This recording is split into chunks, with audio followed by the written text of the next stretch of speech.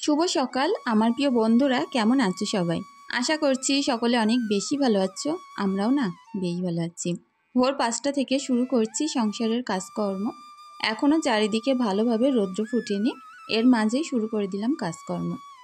চারিদিকটা নিস্তব্ধ, আর তার সঙ্গে পাখির একদম এত সুন্দর একটা ডাক আসছে, বেশ ভালো লাগছে।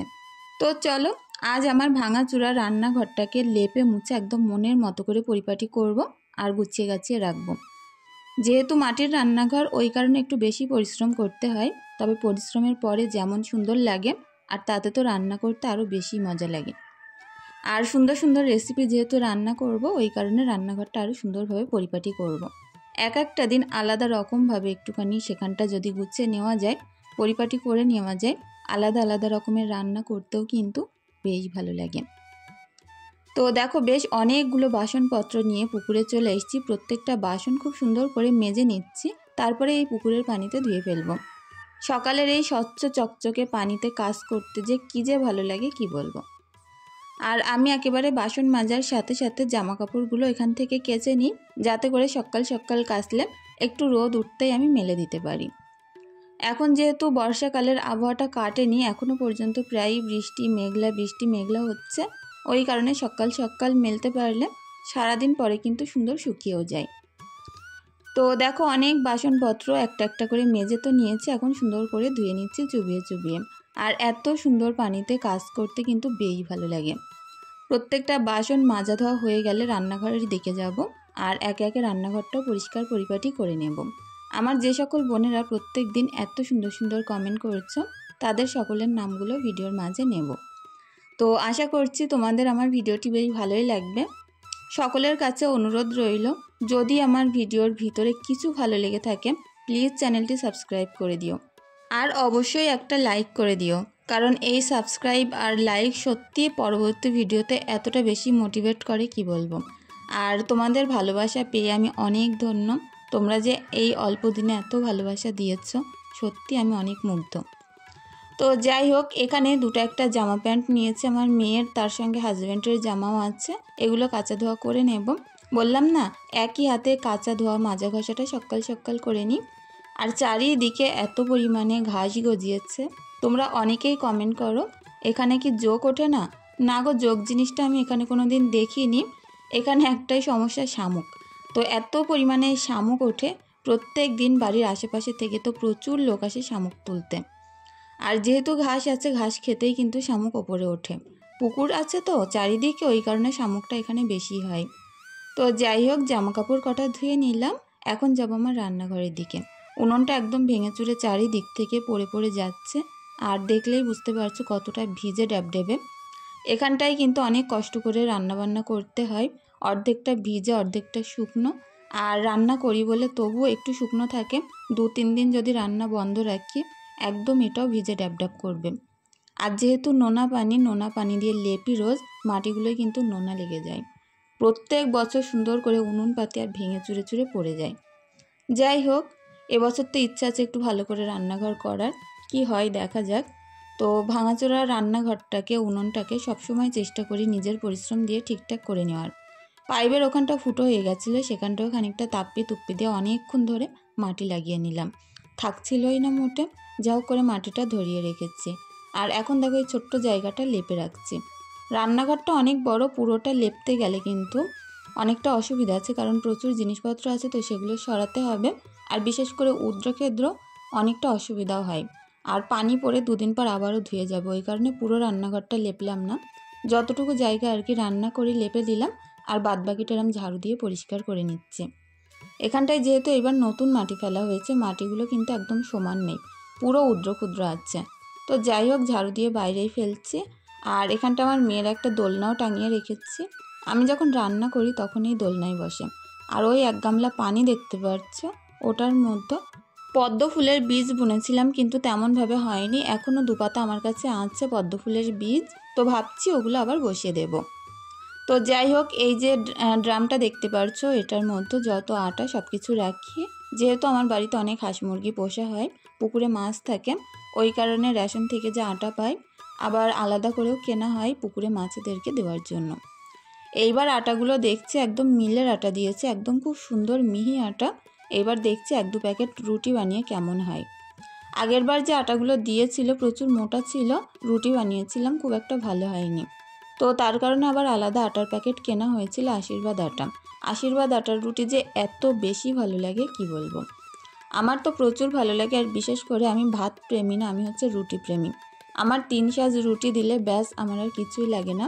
আর বিশেষ করে রুটির সঙ্গে কিন্তু একটু ভাজা হলো, একটু সবজি হলো হয়ে যায়, মাছ টাছের অত দরকার পড়ে না। তো ওই কারণে না, যখন রুটি খাওয়া হয় খরচাটাও কিন্তু অনেকটা বেঁচে যায়। আর আমাদের বাড়িতে হয়তো একবেলা আমি ভাত করি, সকালবেলা করে রান্না করি দেখতে পাও, আর বাদবাকি অন্য টাইমগুলো আমি রুটিই করি বেশি। তো হাজব্যান্ড যেহেতু ভাত খেতে ভালোবাসে ওর জন্য ভাত করি, আমি আবার রুটি খেতে বেশি ভালোবাসি, ওই কারণে একটু বেশি করে রুটি করে রাখি। আর আমার মেয়েও তাই রুটি অনেক পছন্দ করে। তো যাই হোক, ওপরটায় আসলাম, আপচা আপচা রোদ্র ওঠা শুরু হয়ে গেছে। আর দেখো কত সুন্দর লাগছে আকাশটা। এখন জামা কাপড়গুলো এখানে মিললাম, ওই যে সরু দড়িটায় প্যান্টগুলো দিলাম, ওখানটায় ক্লিপ মারা যায়, তা নয় অতিরিক্ত মোটা দড়িতে না ক্লিপ মারা যায় না। আর তার সঙ্গে সঙ্গে নিচে থেকে অনেক কাঠ আনলাম, কাঠগুলো রোদ্রে মেলে দেব। কারণ কি জানো তো, এই নারকেল কাঠ বর্ষাকালে একদমই জ্বলতে চায় না। তো এগুলো যদি একটু রোদ্রে দিয়ে শুকিয়ে মচমচে করে জাল দেওয়া যায়, বেশ দারুণ জ্বলে। আর বিশেষ করে শুকনোর সময় যে কী জ্বলা জ্বলে এই কাঠগুলো, কি বলবো। আমার এই ছোট্ট ছোট্ট গুঁড়ো সদস্যগুলোকে দেখো, তো এরা খায় দায় আর সব গায়ে মাখে। এদেরকে গামলাটা পরিবর্তন করে দিয়েছি, এটাই রেখেছি। আর এরা যে একটা চৌকো বক্সের মধ্যে থাকতো, সেটাকে রোদ্রে শুকাতে দিয়েছি। তো যাই হোক, অনেক ভয় পাচ্ছিল, কোনায় চলে যাচ্ছিল, ছোট্ট ছোট্ট তো ওই কারণে। আবার এই যখন বড় হবে তখন পেছন থেকে মোটে নড়বেই না, সব সময় ঘুরে বেড়াবে বাড়ির আশেপাশে। চলে এসেছি পাশের ঘরটায়, এই ঘরটা এখন সুন্দর করে গুছিয়ে নেব। মেয়ে থাকে, খুব একটা বেশি নোংরা হয় না এই ঘরটায়, না খুব একটা ধকল পড়ে না। সন্ধ্যায় যেহেতু পড়াশুনো খাওয়া দাওয়া যা কিছু ওই ঘরে হয়, তো সেই কারণে এই ঘরটায় কিন্তু খুব একটা ধকল পড়ে না রাতে শোয়া ছাড়া। তবে গরমকালে কী যে ভালো লাগে, এই ঘরটা প্রচুর শান্তি, যেহেতু এর ওপরে সৃষ্টি গাছ আছে, ঘরটা পুরোই ঠান্ডা, তো বেশ ভালো লাগে জানো তো। আর নিচেই মেঝেই শুতে গেলে তো একদম পুরো ঠান্ডা মেঝে। আর ওই কারণে না আর কার্পেট বেছাই না, কার্পেট বেছানোর অনেক ইচ্ছে ছিল, তবে গরমকালে প্রচুর শান্তি মেলে যখন এরকম টানা মেঝেই শোয়া যায়। তো প্রচুর জামা কাপড় আছে, 2-3 দিন ধরে শুকিয়েছি, রোদ্দুর তো ছিল না, ওই কারণে 2-3 দিনকার জামা কাপড় কিছুটা ভাঁজ করেছিলাম, কিছুটা আছে। যাই হোক, এখন সবগুলো সুন্দর করে একটা একটা করে ভাঁজ করে জায়গা মতো গুছিয়ে রাখবো। প্রত্যেক দিন একা হাতে নিজের সংসারটাকে একদম মনের মতো পরিপাটি করে গুছিয়ে রাখার চেষ্টা করি। হেল্পিং হ্যান্ড ছাড়াও কিন্তু সংসার অনেক সুন্দরভাবে গুছিয়ে রাখা যায়। আমরা অনেকেই মনে করি আমাদের ঘরে অনেক স্পেস, অনেক কিছু, অনেক জিনিসপত্র, একা কিভাবে কি করব। একটু যদি টাইম মেনটেন করে ভোর থেকে ঘুম থেকে উঠেই কাজগুলো করা যায়, তাহলে কিন্তু যত কাজ হোক শত কাজও একা হাতে করে নেওয়া যায়। তো সেই কারণে চেষ্টা করি কোনো রকম হেল্পিং হ্যান্ড ছাড়াই মধ্যবিত্ত সংসারে যেমনভাবে একা একা কাজ করে গুছিয়ে নেওয়া যায় আর কি, তেমনভাবেই করে নিতে। আমার নিজের সুবিধা মতন আমি ঘুম থেকে উঠি, সুবিধা মতনই আমি কাজগুলো করি। এতে করে না আমার সংসারে যেমন পরিপাটি থাকে, আর সুন্দর একটা অভ্যাসও তৈরি হয়ে গেছে সকাল সকাল ওঠার।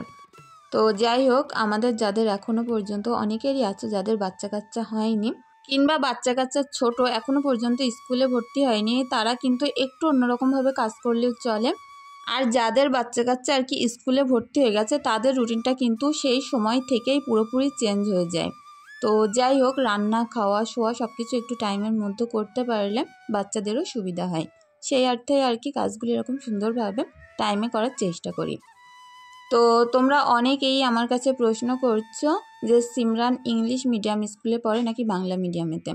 তো সিমরান একটা গার্লস স্কুলে পড়ে, ওটা সরকারি, তবে অনেক ভালো স্কুল। আমাদের এখানে মেয়েদের স্কুল বলতে একটাই যেহেতু গার্লস স্কুল আছে, আর বেশ ভালো, তো ওই কারণে কিন্তু প্রচুর বাচ্চা কাচ্চা পড়ে ওখানটায়, ইংলিশ বাংলা মিলিয়ে যাচ্ছে। যেহেতু ওখানে প্রচুর বাচ্চা কাচ্চা পড়ে, ওই কারণে কিন্তু 2 টাইম মিলিয়ে স্কুলটা হয়।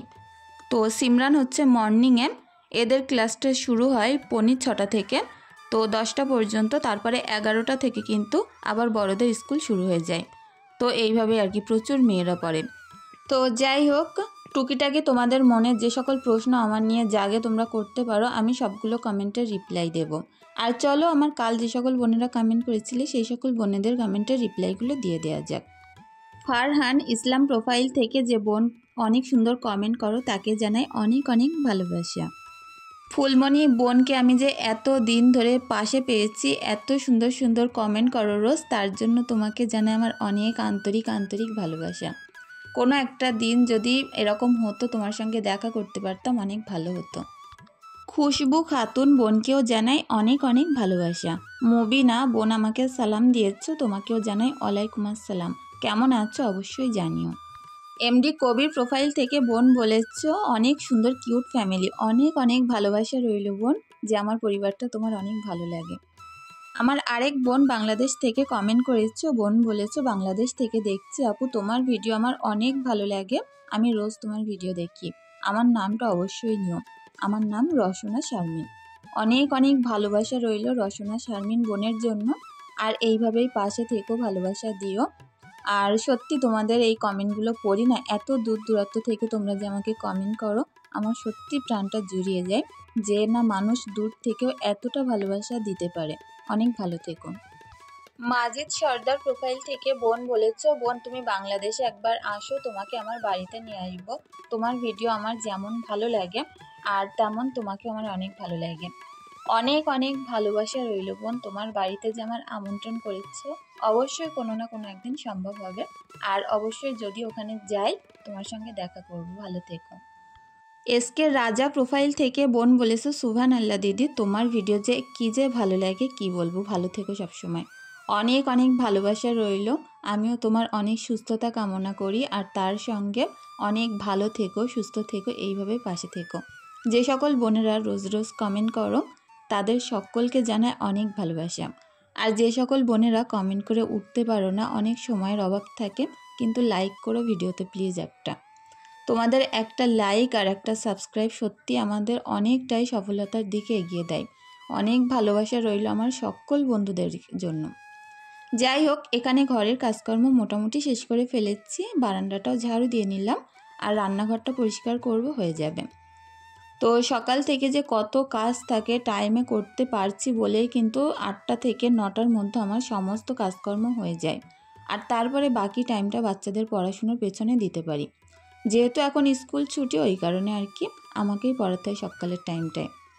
তো একটা গ্লাস ছিল এখানে নোংরা, তো চা করেছিলাম, ওটার মধ্যে চা ঢেলেছিলাম, সেটাকে ধুয়ে নিলাম, ধুয়ে রেখে দিলাম। তো যাই হোক, রান্নাঘরটাও পরিষ্কার, ঘরবাড়িও পরিষ্কার। এখন আসছি বাইরের টুকিটাকে একটু কাজ আছে, সেগুলো করব। এখনও হাঁসগুলোকে ছাড়া হলো না, হাঁসেদের খাবারটা মাখিয়ে পাত্রে দিলাম, আর তারপরে ফার্মের দরজাটা খুলে দিলাম। ফার্মের ভিতরে তো এখন অনেক মুরগি আছে, ওদেরকে খাবার টাবারগুলো দিতে গেলাম, তার মাঝে এরা দেখো কত সুন্দর করে খাচ্ছিল। তো যাই হোক, আমার হাঁসগুলো যে এত সুন্দর হয়েছে কি বলবো। আর হাঁসের মাংস শীতকালে কত ভালো লাগে বলো তো, বাড়িতে হাঁস থাকলে কিন্তু খাওয়াও যায়। আমার হাজব্যান্ড যেহেতু হাঁসের মাংস টাংস তেমন খায় না, ওই কারণে না কোনো কিছু আর জবাই করতে ভালো লাগে না, রান্না করে নিজেরই সব কিছু একা খেতে হয়। তো যাই হোক, এবার দেখি আমার মেয়ে বলছিল মা হাঁসের মাংস খাবো, ওই কারণে একটাই জবাই করব, একটুখানি বড় হোক তারপরে। আর হাঁসের পাত্র টাত্র ছিল, সেগুলো পুকুর থেকে ধুয়ে আনলাম, এখন টুকিটাকি করে বাটনা করলাম, তারপরে বাছা কোটা এটা ওটা অনেক কাজ থেকে রান্নার আগে, সেগুলো গুছিয়ে গেছে উনুন পাড়ে আসলাম। আর এই যে রান্না করতে করতে কতবার ছাদে যেতে হয় আর নামতে হয় তার ঠিক নেই, কারণ কাঠগুলো একটু নরম থাকলেই কিন্তু জ্বলে না। 2-3টে করে কাঠ তুলে আনি, জ্বালাই, আবার ফুরিয়ে গেলে আবার যায়। আর তারপরে তো ঘর থেকে এটা ওটা আনার অনেক কিছু থাকে, তো সব সময় ঘরে দৌড়াতে হয়, এটা নেই সেটা নেই হাতের কাছে। যেহেতু আমি উনুন পাটটাই তেমনভাবে কিছু রাখি না, সব কিছু আবার রান্না হয়ে গেলে ঘরে তুলে রাখি, তো সেই কারণে আর কি। এখানে দেখো মশলা কষিয়ে সুন্দর করে পেঁয়াজ আদা রসুন তারপরে নুন হলুদ লঙ্কার গুঁড়ো দিয়ে মশলাটা কষিয়ে নিলাম। উনুনের জালটা আস্তে আস্তে দিয়ে মাংসগুলো তুলে দিচ্ছি। আজ এই যে মাংসগুলো নিয়ে এসছে এত দারুণ ছিল কি বলবো। আজ করবে এই মাংসের কষা আর তার সঙ্গে আরেক ভাগের একটা সবজি। তো যাই হোক, মাংসের পাত্রটা ওই পাশে বসিয়ে দিয়ে ভাতের হাঁড়িটা একটু নামিয়ে রেখেছি, এই পাশে কড়া বসিয়ে দিয়ে লতি চচ্চড়ি করব। আজ দুটো জিনিসই অসাধারণ হয়েছিল খেতে, আর লতি তো প্রচুর ভালো লাগে। এই যে লতিগুলো যেমন মোটা মোটা খেতে তেমন ভালো লাগে। আর এক রকম লতি আছে যেগুলো আমাদের এখানে নর্মাল পাওয়া যায় গাছের গোড়ায়, ওগুলো একটু সরু হয়, তবে ওগুলো গাল চুলকানোর একটু ভয় থাকে। আর এগুলো কোনো রকমই গাল চুলকায় না, বাজার থেকেই কিনে আনা। তো যাই হোক, সুন্দর করে কষিয়ে নিয়ে হালকা করে একটু ঝোল দিয়ে ঢাকা দিয়ে রাখবো, আর তারপরে কষিয়ে কষিয়ে নামিয়ে নেব। তো বন্ধুরা, আমার আজকের ভিডিওটি তোমাদের কেমন লেগেছে প্লিজ কমেন্ট করে জানিও। যদি আমার কাজের মাঝে, আমার কথার মাঝে কিছু ভুল ত্রুটি থাকে, ভিডিওটি অবশ্যই ক্ষমা সুন্দর দৃষ্টিতে দেখার অনুরোধ রইল। ধন্যবাদ।